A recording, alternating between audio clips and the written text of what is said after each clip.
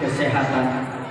Dengan adanya nikmat iman, kita rela meninggalkan semua aktivitas kita. Dengan adanya nikmat iman yang masih tersanubari dalam jiwa kita, kita rela meninggalkan tontonan kita, sinetron kebanggaan kita. Dengan iman juga kita rela meninggalkan rumah kita yang mewah, tempat kita yang begitu indah. Karena kenapa?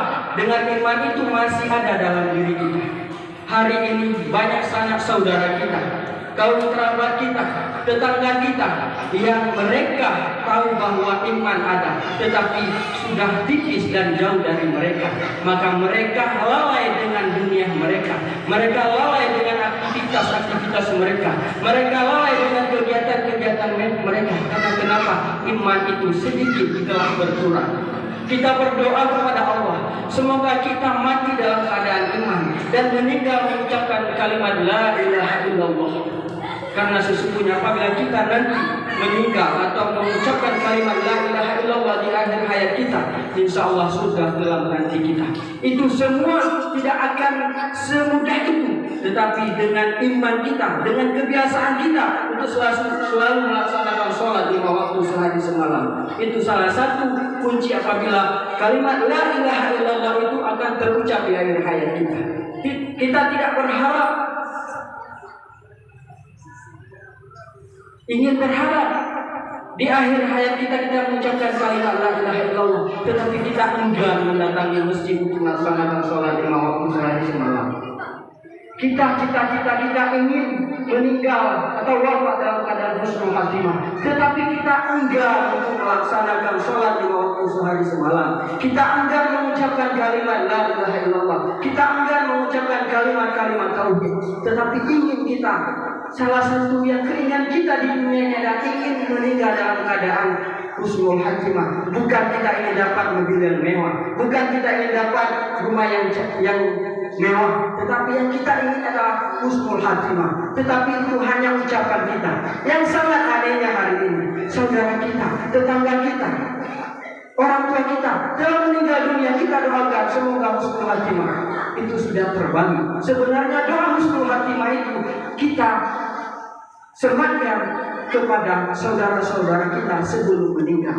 Hari ini kalau kita lihat di WA atau di pesan-pesan, innalillahi wa inna ilaihi raji'un, semoga husnul khatimah, padahal saudara kita telah meninggal dunia. Jamaah maghrib yang dimuliakan Allah Subhanahu wa taala, salat beserta salam kita sajikan kepada Nabi kita Muhammad SAW yang merubah akhlak pada masa jahiliyah. Mereka sangat pintar, sangat kaya, tetapi mereka tidak ada punya akhlak. Maka turunlah Rasulullah SAW diutus oleh Allah untuk merubah semua tingkah laku jahiliyah pada saat itu. Mereka tidak tahu yang mana hak, yang mana batin. Mereka tidak tahu bagaimana menjaga tetangganya. Mereka tidak tahu yang mana itu punyanya atau tidak. Tetapi dengan diutus Rasulullah, maka semua itu berubah seperti saat sekarang ini. Walaupun hari ini juga kita lihat hampir mirip-mirip dengan akhlak jahiliyah, walaupun konteks dan tempatnya berbeda, tapi mudah-mudahan kita di sini di Aceh ini tidak ada seperti akhlak-akhlak jahiliyah yang kita lihat di media-media televisi, media-media sosial dan sebagainya.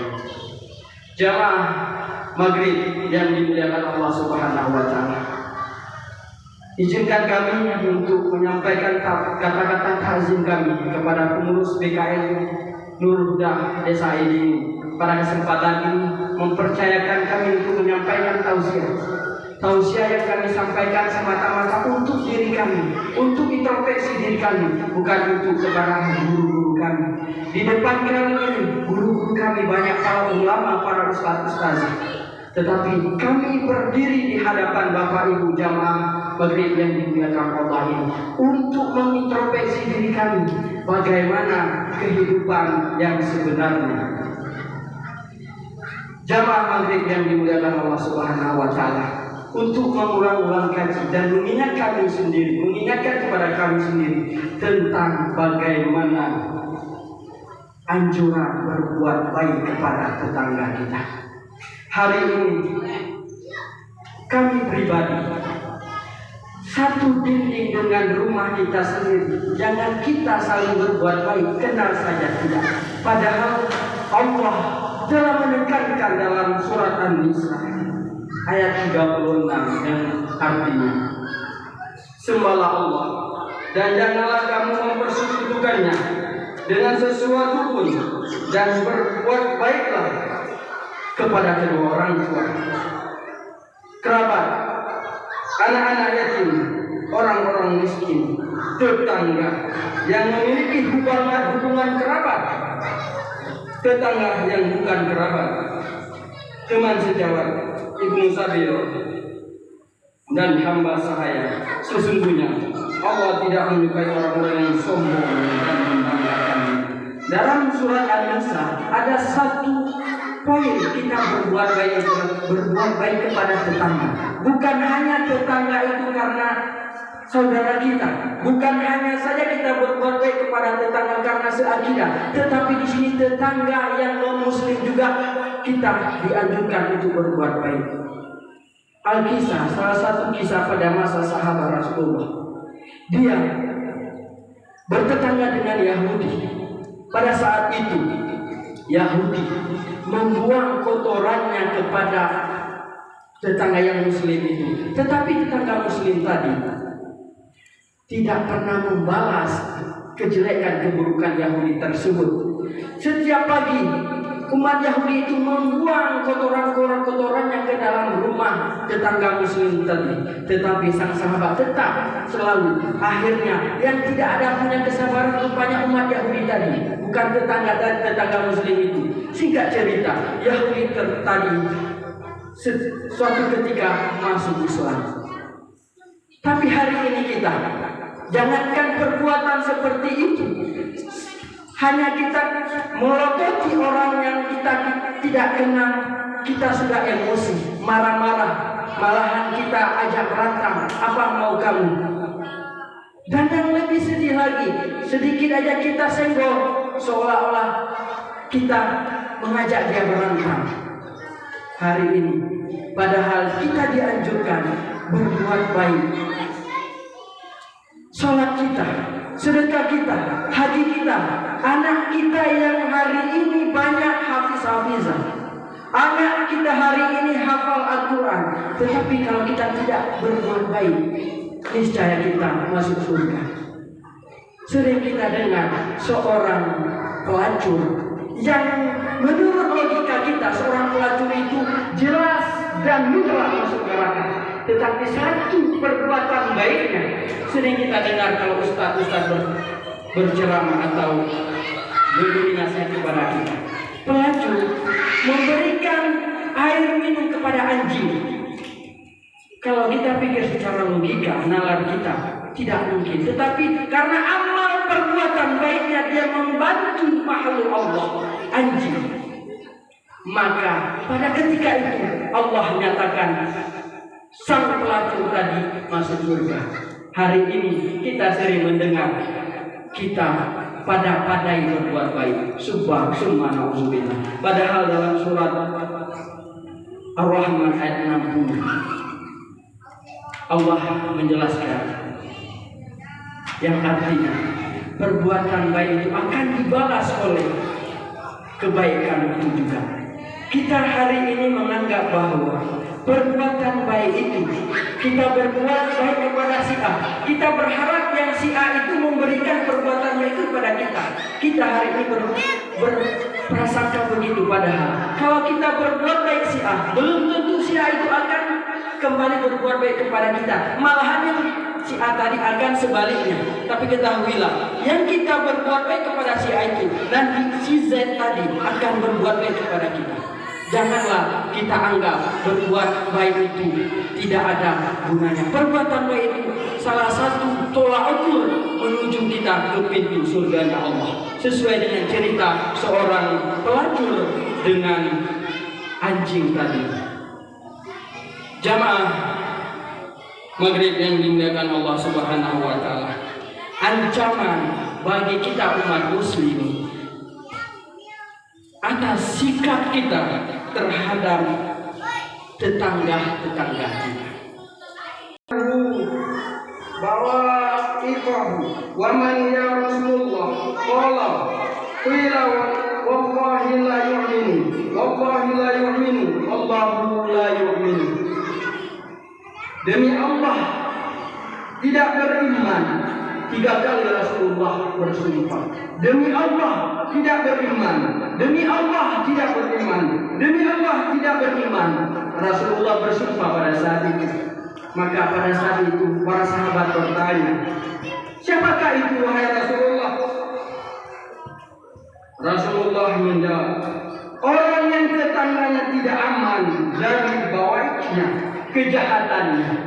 Hari ini kita lihat, terutama kami pribadi, kita tidak tahu tetangga kita sakit. Kita menghidupkan loudspeaker musik begitu dahsyat. Apakah itu tidak termasuk bawah atau kejahatan? Itu introspeksi pada diri kita pribadi, terutama saya. Dan hari ini yang sangat aneh bagi saya pribadi, mereka setiap ada acara pesta perkawinan, kalau di siang hari mau tidak masalah. Tetapi yang aneh, tapi alhamdulillah, pasca tsunami, kalau kita lihat di tengah-tengah kita di kota Sinabang, pasca tsunami, pasca COVID-19, acara muda-mudi di malam hari keyboard, kita sudah jarang melihatnya. Tetapi hari ini di kampung-kampung masih ada.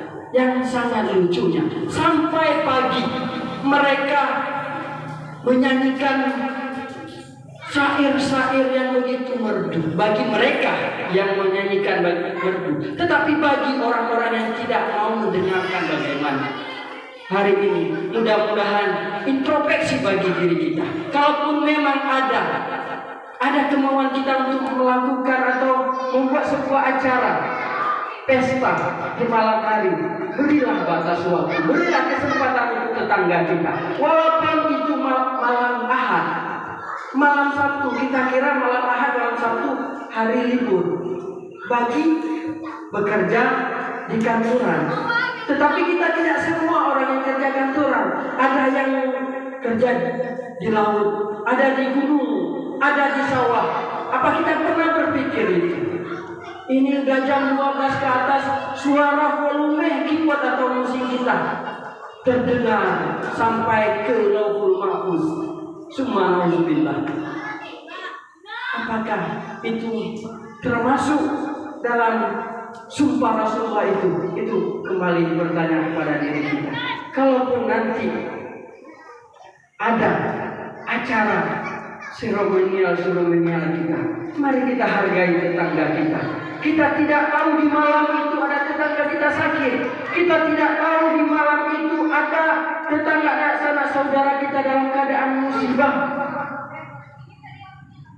Tetapi kita begitu euforianya, seolah-olah dunia ini, seolah-olah kampung itu milik kita semata. Subhanallah.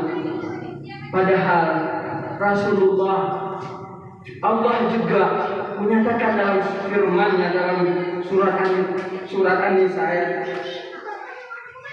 36 tadi, bahwa berbuat baik kepada tetangga itu salah satu ciri khas seorang umat Islam. Jangankan sesama kita umat Islam, kepada non-muslim saja, kepada kafir Yahudi itu dianjurkan kita untuk berbuat baik. Jamaah maghrib yang dimuliakan Allah Subhanahu wa taala. Mudah-mudahan dengan tausiah singkat ini menjadi sebuah iktibar bagi kita semua, terutama bagi kami yang menyampaikan.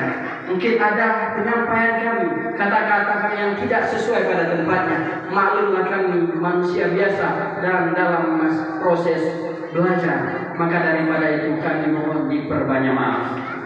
Wabillahi taufiq wal hidayah. Assalamualaikum warahmatullahi wabarakatuh.